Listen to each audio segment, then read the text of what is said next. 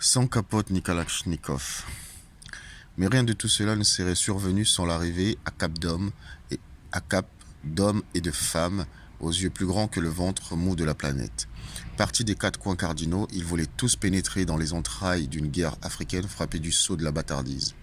De ce conflit réputé sans tête ni queue, ils voulaient saisir l'âme, dessiner les contours, comprendre les ressorts, si ressorts il y avait au-delà de la connerie humaine.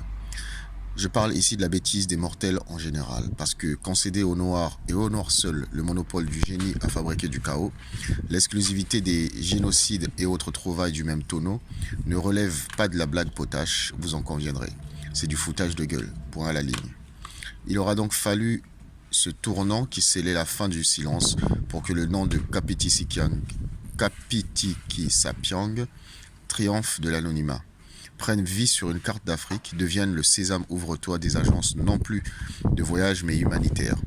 Ainsi, le temps a fini par avoir le dernier mot. L'horreur née de la terreur inhumaine a fini par titiller le point de non-retour, tandis que les rues de New York, Bruxelles et Stockholm s'indignaient à tue-tête de ce qui se passait ici, au cœur de l'Afrique.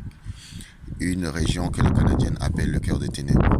Tout cela sous le regard à peine fouillant d'un monde devenu, clamétant, un seul village.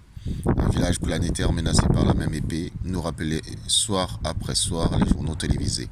L'épée des océans qui enflent, des rhinocéros blancs qui disparaissent, du mont Kilimandjaro qui, faute d'avoir su garder les neiges d'antan, ferait perdre aux pachydermes les repères du temps qui fuit.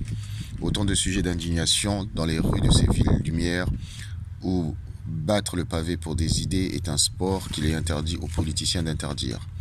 Il aura donc suffi de laisser tout cela mijoter dans la grande marmite des nouvelles d'Afrique, pour que plus rien ne ressemble au bon vieux temps de l'indifférence tranquille.